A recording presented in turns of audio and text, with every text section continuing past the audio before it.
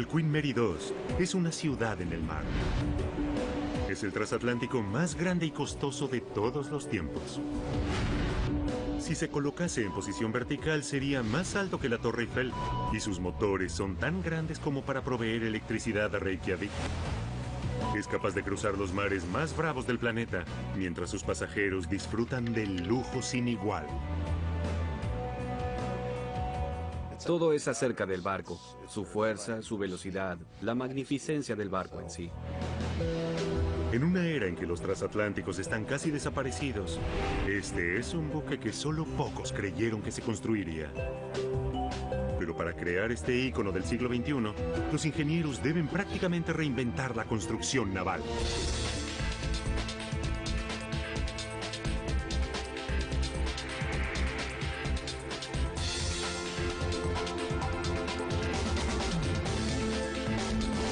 Megaestructuras, el Queen Mary 2. 2007. El buque más grande del mundo, el Queen Mary 2, está en su amarradero en Southampton y se prepara para su recorrido semanal transatlántico hasta Nueva York. Solo está en el puerto por 11 horas. Todo a su alrededor es tumulto. En el mar gana $60,000 por hora. Es por eso que un rápido retorno es esencial. Este es un barco que nunca duerme. Llegamos cerca de las 7 en punto de la mañana. Descienden hasta 2.700 pasajeros. Embarcamos la misma cantidad otra vez y zarpamos nuevamente a las 6 en punto de esa tarde. Además de embarcar a los pasajeros y cargar su equipaje, la tripulación debe cargar gran cantidad de provisiones para el viaje de 6 días. 4,000 botellas de vino, 2 toneladas de papas y 26,000 bolsitas de té.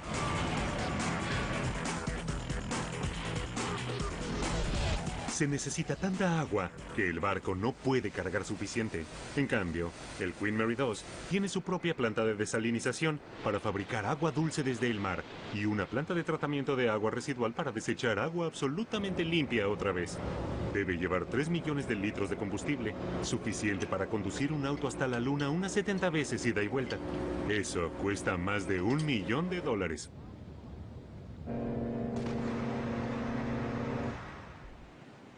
El Queen Mary 2 comienza su recorrido transatlántico.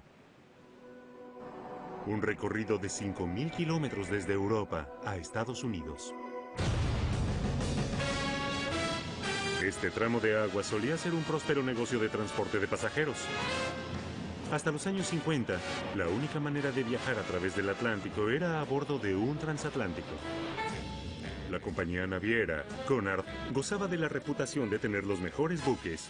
El Lusitania, Queen Elizabeth, Mauritania y el Queen Mary original gobernaban las olas. Luego, un día de otoño de 1958, un duro golpe azotó a la industria transatlántica. El primer vuelo comercial de pasajeros a través del Atlántico. De pronto, el tiempo de viaje se redujo de 5 días a 15 horas. 40 años después, el único transatlántico que aún realizaba esta travesía era el Queen Elizabeth II. El paso de los años comenzaba a notarse y la alguna vez gloriosa Cunard estaba en graves problemas financieros. Parecía que la era dorada de los transatlánticos terminaba para siempre. Nadie podía ver el futuro de esta forma lenta pero majestuosa de viajar. Nadie, excepto por un multimillonario con una visión. Mickey Arison es dueño del equipo de básquetbol Miami Heat, de Florida. También es presidente de la empresa Carnival, una de las compañías de navegación más grande del mundo. Vi un programa de televisión sobre lo que llamaban el último supertransatlántico, el Queen Elizabeth II, y recuerdo que eso me afectó mucho. Su familia y él tienen apego muy personal por los transatlánticos. Navegué en el Mauritania en 1954 cuando inmigramos a los Estados Unidos. El Mauritania era uno de los transatlánticos clásicos de Cunard. Recuerdo que estaba en el lado oeste de Manhattan y estaba fascinado con esa línea de transatlánticos que solían atracar en el lado oeste de Manhattan. En los años 90, el público invierte su tiempo y dinero de otras maneras. Los transatlánticos son un recuerdo distante.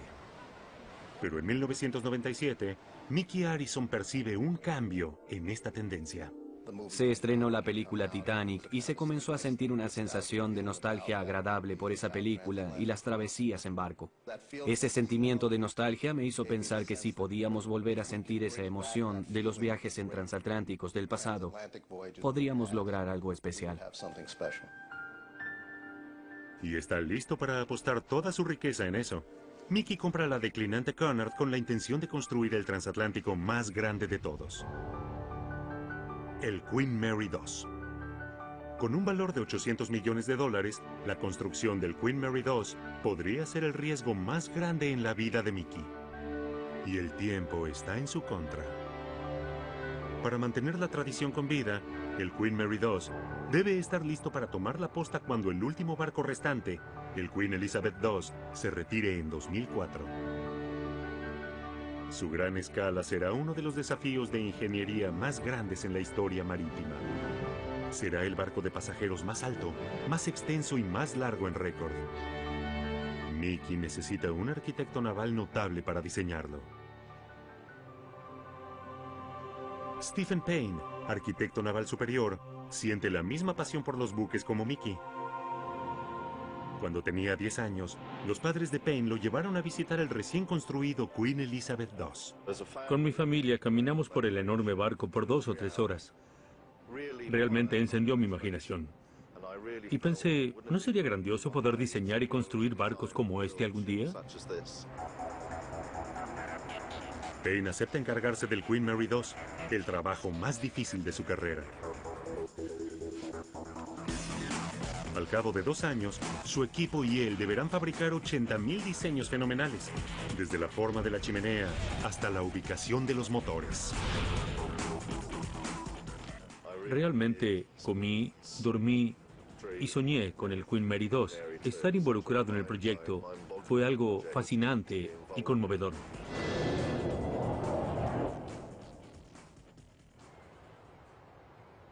Luego, Mickey debe encontrar un astillero con la experiencia, el espacio y la ambición para construir el diseño icónico de Payne.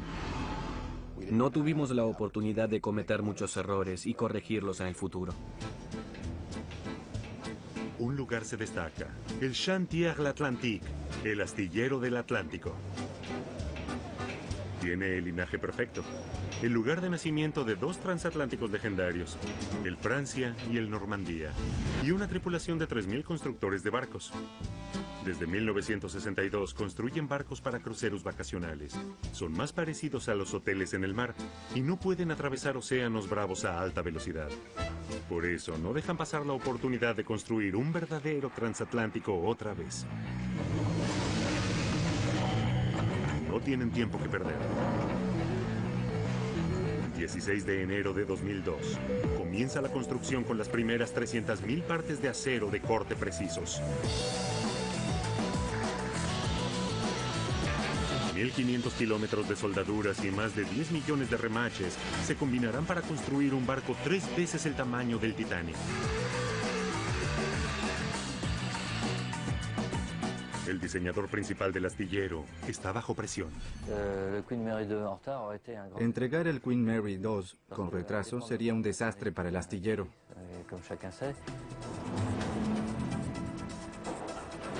Mickey Harrison demanda que se complete el barco dentro de 2 años, una fecha límite muy estricta. El equipo del astillero no puede estar relajado. Cada día que el astillero se retrase le costará $500,000.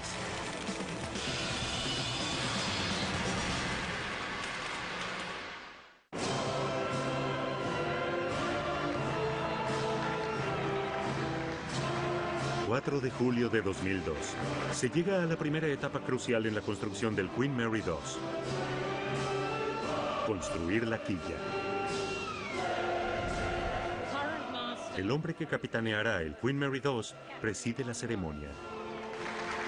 Luego de 7 años a cargo del Queen Elizabeth II, Warwick tiene mucha experiencia en transatlánticos e incluso se siente intimidado por la mega estructura en construcción.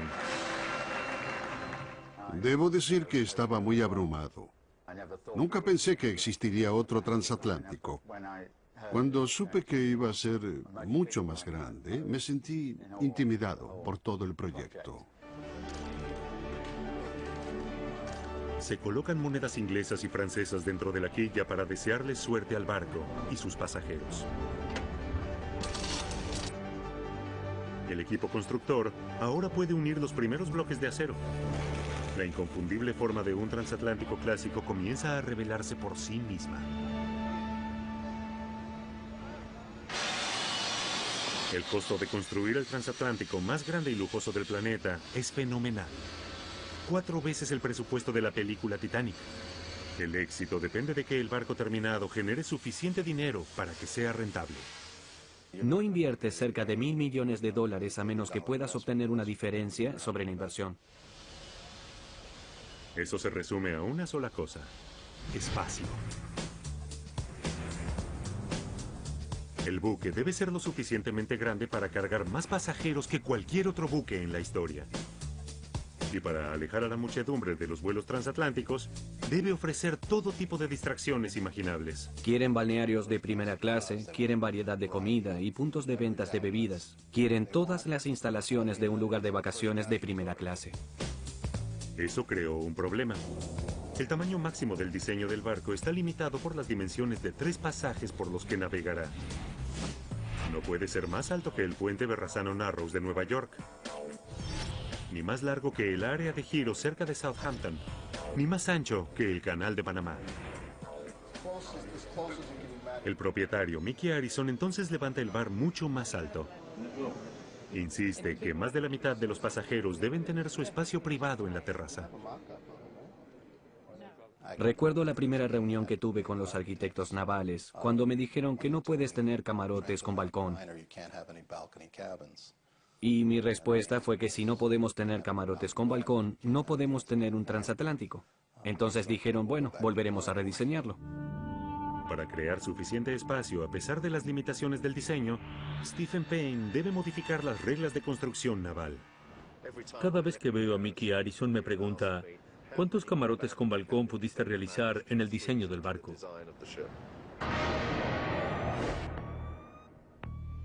Payne intenta aumentar la altura del barco para integrar suficientes camarotes y balcones. Pero esto hace que el barco sea peligrosamente inestable. Por cada tonelada de peso en la parte superior, debe haber 2 toneladas debajo para equilibrarlo. Su barco gemelo, el Queen Elizabeth II, resuelve el problema al usar aluminio para la cubierta superior, porque es más liviano que el acero. Pero esa no es una opción. Luego de 30 años, el aluminio sufre fatiga de metal y el Queen Elizabeth II ahora precisa reparaciones frecuentes. El diseño de Payne debe durar mucho más. El desafío es tan grande que el proyecto casi colapsa. Nos detuvimos 2 veces porque las finanzas para construir el barco parecían no funcionar.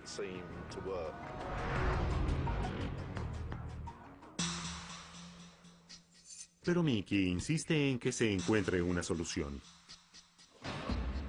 Finalmente, Payne y su equipo hacen una propuesta: construir un barco que sea mucho más largo y ancho para alojar pasajeros suficientes. Esta enorme base sólida significa que pueden aumentar la altura y aún usar acero para la estructura. Pero la viga debe ser mucho más ancha de lo planeado. Hay que romper los principios generales. El barco debía ser muy grande para cumplir las demandas de nuestros huéspedes. Y claramente, no se podría construir para atravesar el Canal de Panamá. Esta decisión tiene un costo muy alto. Durante recorridos especiales alrededor del mundo, el Queen Mary II deberá viajar vía América del Sur, un recorrido de 15.000 kilómetros, que lo lleva a rodear el Cabo de Hornos, uno de los estrechos más peligrosos del planeta. Pero Mickey obtiene sus balcones. Cada aspecto de este nuevo barco es una prueba para el equipo de diseño. Uno de los desafíos primordiales es generar suficiente potencia. Los motores deben proveer electricidad para una comunidad de 4.000 personas. para que funcionen ascensores, iluminación, aire acondicionado, tratamiento del agua y todo lo que se precise para el lujo absoluto. Y eso no es todo. Se precisa gran potencia para impulsar el barco a través del Atlántico. El Queen Mary II tiene el sistema de propulsión más grande de todos los tiempos. Para alcanzar la velocidad necesaria para el horario de 6 horas y mantener los negocios de la empresa, el barco debe generar la potencia equivalente a dar electricidad a 200.000 hogares. Sería una ciudad del tamaño de Southampton o Reykjavik. La velocidad del barco es absolutamente fundamental y tiene vital importancia para asegurar que el mismo podrá llegar y partir según lo programado.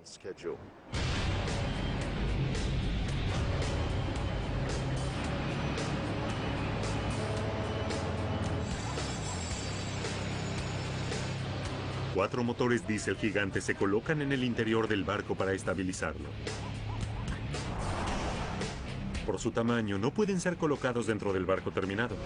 En cambio, el barco debe construirse alrededor de ellos. Los pistones están a medio metro uno del otro y tienen una capacidad 80 veces mayor que el motor de autobús de 2 pisos. Cada motor ostenta 16 de ellos y al acelerar al máximo genera 17 megavatios de electricidad. Esto impulsa el sistema de propulsión a 24 nudos, tan rápido como la mayoría de los cruceros vacacionales. Pero a diferencia de los barcos de cruceros que son diseñados para relajarse, el Queen Mary II debe ser un medio de transporte eficiente capaz de alcanzar cerca de 30 nudos. Payne necesita encontrar una manera de generar mucha más potencia.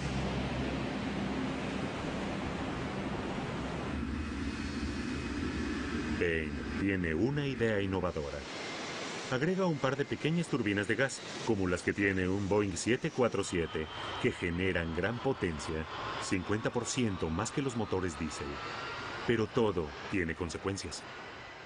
Las turbinas de gas producen mucha más potencia por su tamaño, pero el problema más grave que tienen es que precisan una gran cantidad de aire. Dirigir todo este aire a las turbinas de la sala de motores a través de ductos enormes ocuparía espacio valioso. Por eso los diseñadores desafían las convenciones y presentan otra idea. Encontramos una solución simple y elegante, ya que las turbinas de gas se colocaban inmediatamente después de la chimenea, donde tienen completo acceso al aire exterior. Las turbinas son muy livianas, originalmente diseñadas para volar. Por eso, al colocarlas sobre la parte superior del barco no afectará la estabilidad. Y así es como resolvimos el problema. Octubre de 2002. Con los motores diésel instalados, el resto del buque se puede construir alrededor de ellos. Con menos de 14 meses antes de la fecha límite, el astillero debe trabajar en cómo construir un barco que doble el tamaño del predecesor del Queen Mary II en la mitad del tiempo. Optan por una técnica nunca antes usada en un transatlántico. Primero, dividen el barco entero en 98 bloques. Cada bloque se construye por separado con acero crudo que se moldea en enormes talleres.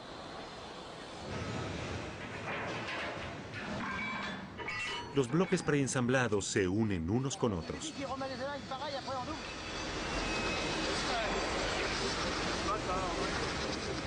Una a una, cada una de estas secciones gigantes con un peso de hasta 600 toneladas es colocada en su lugar.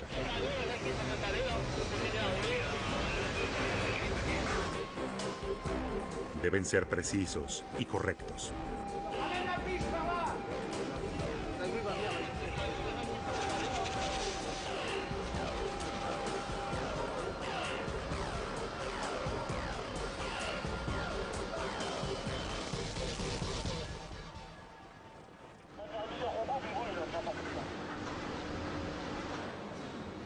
Con las secciones a centímetros de distancia una de otra, poderosas máquinas hidráulicas colocan los bloques en su lugar. El equipo revisa que se acoplen. Luego, suelda esa parte al buque cada vez más grande. Es como armar un rompecabezas gigante en 3 dimensiones.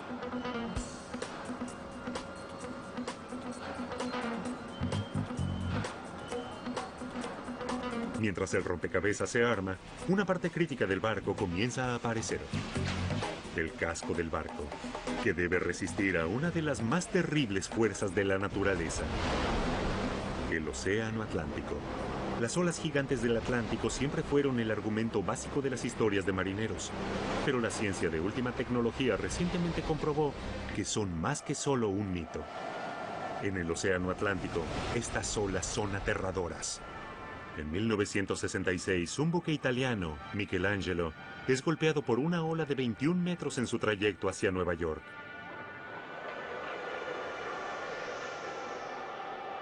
La ola fractura los camarotes de primera clase detrás del puente y mata a 3 personas dentro de él. 50 personas más sufren heridas. Ese hecho realmente cristalizó mis pensamientos en hacer este barco tan seguro y resistente como sea posible. Desde hace 50 años, la altura promedio de una ola del Atlántico Norte aumentó un 40%. Es posible que se deba a cambios climáticos que causen huracanes más fuertes. Stephen Payne debe crear un casco que resista un ataque violento del mar. Sabe que la vida de todos los que navegan en el Queen Mary II depende de su diseño. Planea 3 elementos innovadores. Un casco extra grueso para brindar resistencia y estabilidad, 50% más que los barcos de cruceros. Los trabajadores serán entrenados para soldar estas láminas de acero, 28 milímetros de grosor. Un arco bien formado con un ángulo protector para desviar las olas entrantes. Y como última defensa, una enorme barrera rompeolas en la proa. Toda el agua que llegue a la cubierta será redirigida hacia el mar antes de que provoque un agujero en el costado del barco. Esa parte realmente le grita al Atlántico: estoy llegando, quítate de mi camino. El diseño rompeolas de Payne parece impresionante en papel y en el astillero. Pero el diseño debe pasar pruebas de tanques cruciales. Debe poder enfrentar los mares más bravos sin comprometer su velocidad. Pero esta forma del casco nunca antes se usó. Por eso, nadie está seguro de lo que ocurrirá. Holanda tiene el lugar más grande para pruebas en mares bravos. Mide cerca de 200 metros de largo por 45 de ancho y 5 de profundidad, el equivalente a 14 piscinas olímpicas.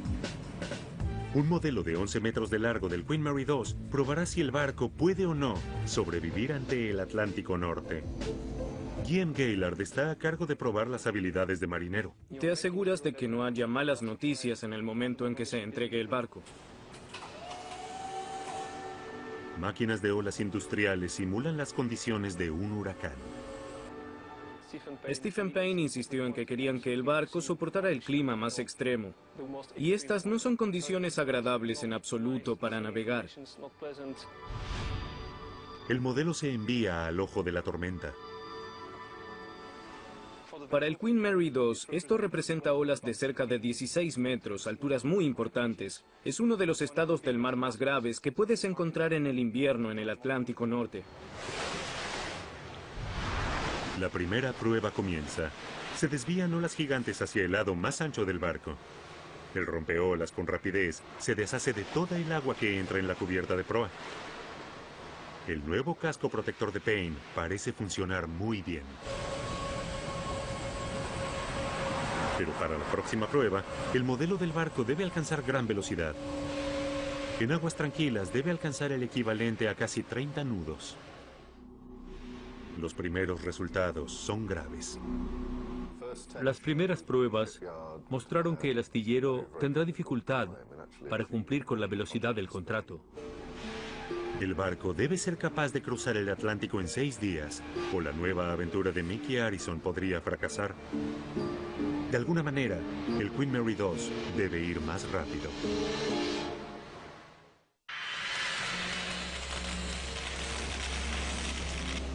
El astillero debe aumentar la velocidad del Queen Mary II para completar el contrato. La presión recae en el ingeniero Henk Balkoff. Realmente tuvimos un problema y creo que la gente de Cunard estaba preocupada y decían que el problema debía ser resuelto. La solución más simple sería aumentar la potencia. Pero el sistema de propulsión ya está bajo construcción y no puede ser modificado. Le dimos al astillero un límite muy ajustado sobre la cantidad de potencia que podían usar para navegar el barco, para la velocidad que nosotros queríamos. Deberán encontrar otra manera de hacerlo.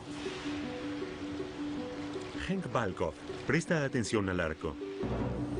Mientras el barco avanza, el agua es forzada a formar una ola en forma de arco al frente que causa resistencia. Aquí vemos un arco tradicional. Hay muchas olas y turbulencias al frente del barco, y eso disminuye la velocidad. Muchos barcos modernos, incluido el Queen Mary II, incorporan lo que se llama arco bulboso para contrarrestar ese efecto. El agua fluye por encima del bulbo.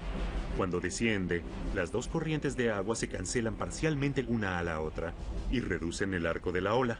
Cuando observo los arcos bulbosos como el del Queen Mary II, se ve una reducción significante de la resistencia que mejora la velocidad.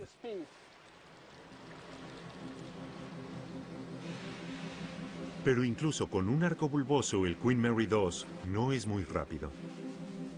En un movimiento audaz, Valkov aumenta el tamaño de los arcos bulbosos hasta casi 2 metros para mayor efecto. Y lo alarga a 12 metros, como nunca antes se hizo en un barco de pasajeros. El modelo finalmente alcanza el objetivo de velocidad. Vimos mejoras en el funcionamiento del 15 al 20%. Este barco es tan rápido que no puedo seguirle el ritmo. Los ingenieros del astillero están otra vez trabajando, pero aún no se trata de solo navegar. Nadie pagará $30,000 por un camarote para cruzar el Atlántico en un barco que los hace sentir mareados. En un buque carguero toda la carga está asegurada. En un barco de pasajeros no podemos atar a las personas. Stephen Payne tiene una solución mejor. Planea utilizar tecnología de punta, pero a gran escala. Agrega 2 pares de enormes aletas estabilizadoras. Cada una tiene una superficie de más de 15 metros cuadrados. En clima calmo, para reducir la resistencia, las aletas estabilizadoras se conservan dentro del casco del barco. En clima tormentoso, se despliegan al presionar un botón para contrarrestar el balanceo. Las aletas de 70 toneladas se extienden en solo 30 segundos a una distancia de 6 metros más allá del lado del barco. Aquí se moverán a través del agua como las alas de un avión. Los nuevos estabilizadores detienen el balanceo un 90% y hacen que el Queen Mary II sea 2 veces tan estable como su predecesor, el Queen Elizabeth II. Stephen Payne ahora presta atención al problema complicado de la maniobrabilidad. El comodoro Warwick sabe que precisará controlar los movimientos del barco con precisión, especialmente en el canal de Solent, un trecho de agua cercano a Southampton. El Solent es un canal muy angosto para un barco de este tamaño. Es vital que conozcamos la maniobrabilidad del barco con exactitud para completar estas vueltas. Los transatlánticos tradicionales son construidos con motores propulsores de transmisión y un timón para navegar. No solo ocupa espacio valioso, sino que también limita la maniobrabilidad. Payne se entera de un gran avance en propulsión marina, el sistema de propulsión eléctrica. Estos mecanismos avanzados se usan para impulsar los barcos de cruceros más nuevos. Son tan efectivos que pueden girar el barco en una zona reducida. Pero hay un inconveniente. Esta maquinaria de alta tecnología nunca se usó en un barco de este tamaño. Utilizarían tecnología que no fue probada. Debemos tener mucho cuidado para asegurarnos que al poner 4 propulsores eléctricos en el barco, no tendremos problemas significativos. Los diseñadores corren el riesgo. 4 enormes propulsores eléctricos se colocan debajo del casco, como motores fuera de borda gigantes. Cada una de estas unidades pesa tanto como un Boeing 747 totalmente cargado. A diferencia de los barcos de crucero que solo tienen dos, el Queen Mary 2 será equipado con 4 propulsores eléctricos y son los más grandes de todos los tiempos. El par trasero podrá girar 360 grados y empujará el bote en cualquier dirección, sin necesidad de colocar un timón. Al frente del barco, 3 enormes propulsores llamados motores de empuje serán colocados en el casco detrás de puertas giratorias. En conjunto, los propulsores eléctricos y los motores de empuje le darán al mundo la maniobrabilidad sin igual de los transatlánticos más grandes en zonas estrechas. Podemos girar el barco en un segundo. Es realmente increíble. Pero cuando llegue el momento de que se instalen los propulsores eléctricos, comienzan los problemas. Propulsores eléctricos similares instalados en otros 4 barcos de cruceros dejaron de funcionar varias veces. El empuje generado por los propulsores se transfiere al barco a través de azimuts metálicos que se desgastan bajo tal presión. Sin poder dejar el puerto, el barco vacacional está destinado a atracar. Se cancelan cruceros multimillonarios. Es muy difícil cuando tienes un barco en construcción y de pronto te enteras de que uno de los componentes clave del barco podría ser una fuente de problemas potencial. Estas dificultades técnicas retrasan la entrega de los propulsores eléctricos. El plan se torna confuso. Pronto el barco debería salir del muelle de construcción y pasar a un muelle más grande para ser acondicionado, impulsado por los nuevos motores. Pero sin un sistema de propulsión, el Queen Mary 2 está paralizado. Quedan solo 8 meses para completar el proyecto. Solo hay una oportunidad mensual, cuando la marea lunar es lo suficientemente alta para realizar el traslado y los propulsores no llegarán a tiempo. Lo que debería ser un momento glorioso, la primera vez que el Queen Mary 2 se traslada por sí mismo, no ocurre como se planeó. El día pactado llega, 21 de marzo de 2003, y los propulsores no aparecen por ningún lado. Pero el equipo de construcción no puede esperar más para trasladarlo al nuevo muelle.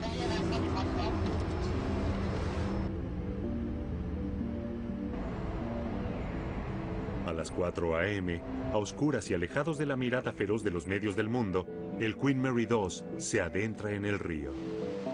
Pero es llevado por remolques. La falta de propulsores hace que el traslado sea más peligroso y retrasa la construcción. El astillero no sabe cuándo los entregará.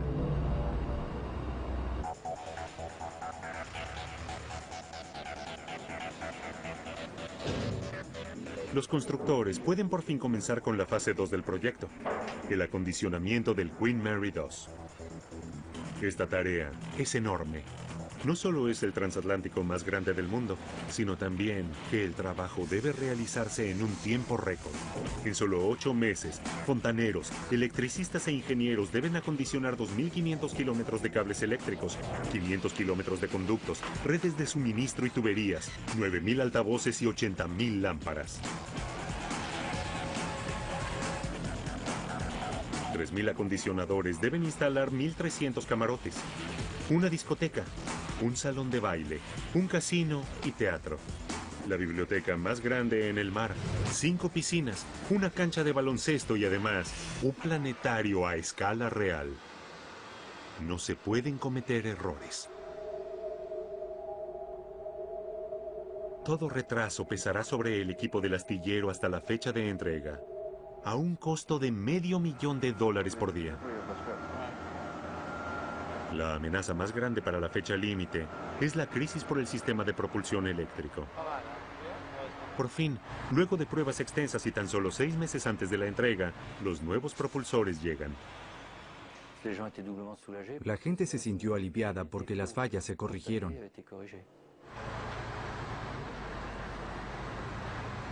Los propulsores se ensamblan e instalan en la base del barco.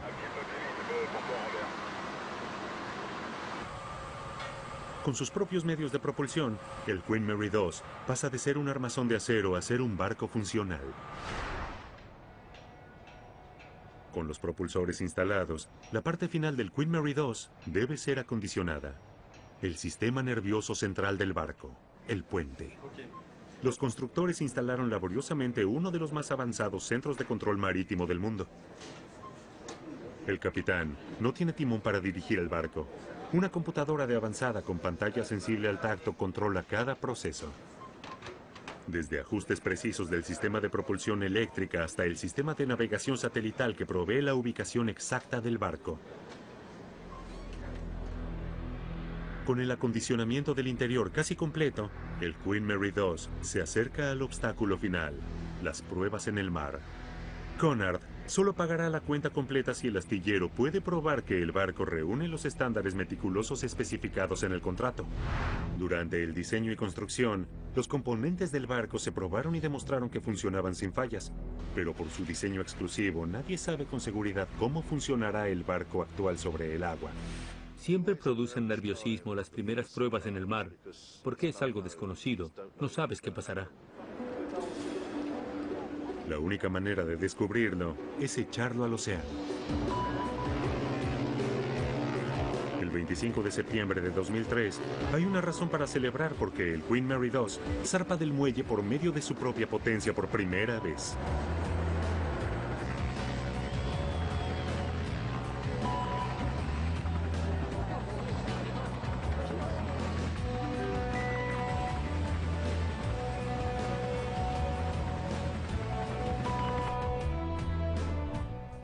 Fue increíble la emoción a bordo del barco y en la ciudad de San Nazaire, cuando el barco se movió por primera vez por medio de su propia potencia. En los próximos 3 días se realizan 40 pruebas diferentes. Debe superar cada una de ellas. Las anclas se arrojan y se elevan. El barco da giros intensos y se despliegan los botes de rescate. Todo marcha según el plan.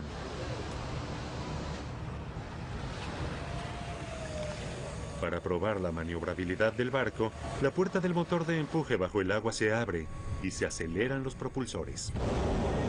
Pero algo no funciona bien. Una de las puertas del motor de empuje se cerró involuntariamente cuando el motor estaba funcionando. La puerta explotó. La puerta pesada de acero se hunde con rapidez en el fondo del océano y deja una rasgadura en el casco del barco. Es totalmente inesperado, solo 3 meses antes de la fecha límite.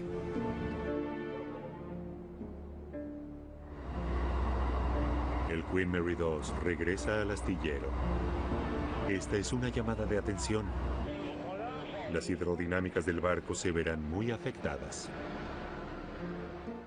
Sin una de las puertas, habrá mucha turbulencia que causará que el barco se hunda. Las pruebas de velocidad son solo en 4 semanas, pero los proveedores no pueden fabricar una nueva puerta a tiempo. El astillero no tiene otra opción más que lograr esta pieza de precisión por sí mismos.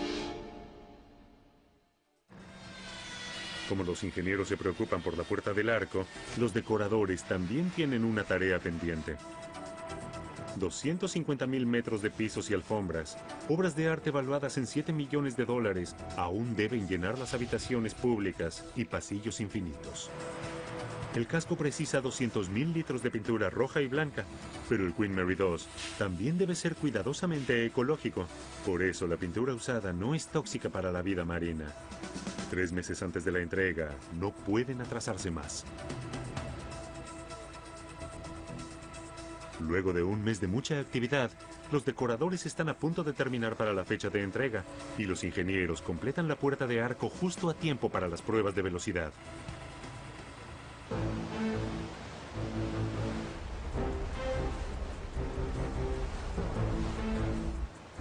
El Queen Mary II comienza a aparecer un transatlántico magnífico mientras se adentra en el mar otra vez.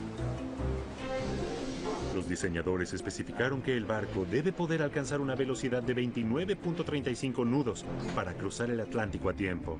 Un objetivo ambicioso para un barco tan grande. El Queen Mary II es rastreado por satélite y realiza paseos de 1.6 kilómetros medidos con precisión. En el tramo final, el hombre al timón del astillero cede el control del barco al comodoro Warwick. Mientras toma el control de su barco por primera vez, enciende los motores y acelera.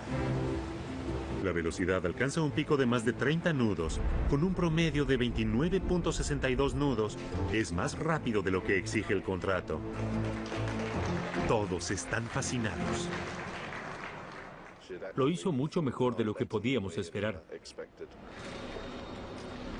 Los trabajadores del barco son recompensados por el excelente trabajo cuando Connard y el astillero planean una jornada abierta. El 15 de noviembre de 2003, los trabajadores orgullosos hacían alarde del barco ante sus familias. Los visitantes iban y venían por el transatlántico para ver las lujosas habitaciones del interior. Pero entonces, el desastre se desató. Se hunde una pasarela encima de una dársena. 16 personas caen 20 metros hacia el piso de concreto y mueren. 30 personas más están heridas. La tragedia de ese evento fue básicamente un golpe bajo.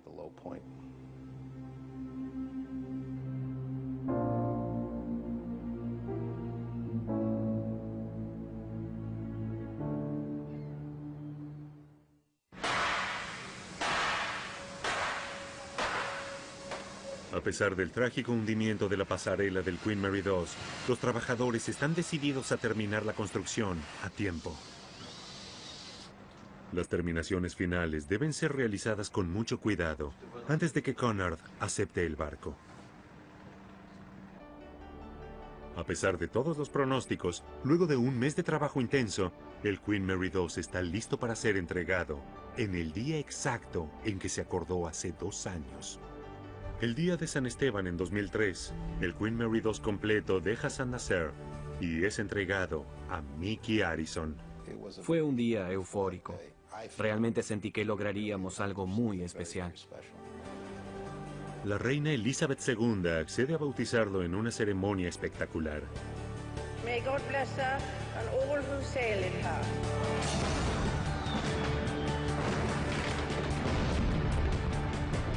Nace el Queen Mary II. Y jamás existió un buque así. Muchas cosas en él son a gran escala. La fuerza, la velocidad, la magnificencia del barco en sí, y la gente lo puede sentir cuando está a bordo. Tiene el salón de baile más grande en el mar, un teatro, el único planetario flotante del mundo y el magnífico restaurante Britannia. Mickey Arison y Stephen Payne cumplieron su sueño de crear un transatlántico para el siglo XXI. Ahora el barco existe y le demuestra a todas esas personas que dijeron que nunca habría otro transatlántico que estaban muy equivocadas, porque este buque está aquí y le va muy bien. El Queen Mary II se apodera de la histórica ruta transatlántica del Queen Elizabeth II. Luego de 5 días en el mar, le queda un día de viaje hasta Nueva York y entra en una niebla densa. El Comodoro Warwick es responsable de las vidas de casi 4.000 pasajeros y tripulación. Tiene métodos tradicionales confiables y también tecnología de punta a su disposición. El Queen Mary II toca la bocina cada 2 minutos para advertir a los barcos que se aproximan. Esta bocina se escucha a 15 kilómetros de distancia y se instaló en 1935 en el Queen Mary original, por quien lleva este nombre. Los puntos grandes en la pantalla representan objetos captados por el radar y podrían ser barcos, un iceberg o incluso ballenas. Uno de estos puntos se mueve hacia el Queen Mary II rumbo a una potencial colisión. Identificamos el barco que se acerca hacia nosotros. El radar indica que el barco viaja a 4.3 nudos. La computadora de alta tecnología traza la ruta del barco y calcula que pasarán a una distancia poco prudente. Warwick toma medidas preventivas. Realizamos una extensa modificación del rumbo a estribor. Entonces, pasaremos bien alejados el uno del otro. El Queen Mary II sigue su camino sin incidentes. Pero abajo en la galería, el personal se prepara para el siguiente desafío: la cena. En un turno, 1.100 pasajeros comerán un menú gourmet servido con cubiertos de plata. 30 minutos después de que los comensales terminan, la cocina y el personal de servicio deben limpiar todo y prepararse para servir a los próximos 1.100 pasajeros.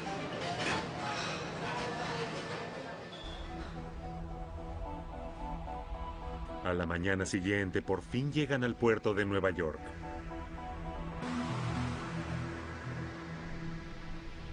Es una de las mayores pruebas del viaje. El río Hudson tiene corrientes fuertes que pueden hacer que el atraque sea increíblemente difícil.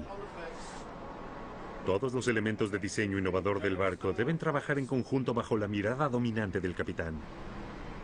El sistema satelital calcula la posición exacta del Queen Mary II en relación con el embarcadero para que los propulsores puedan maniobrar con precisión en la zona estrecha. 20 metros a popa, se mantiene.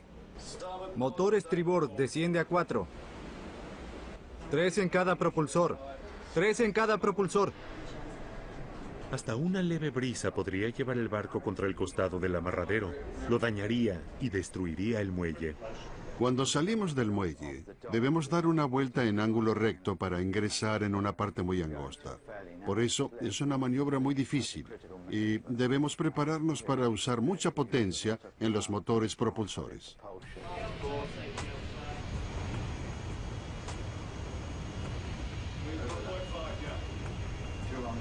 El Comodoro Warwick guía el inmenso barco con perfección hasta el amarradero.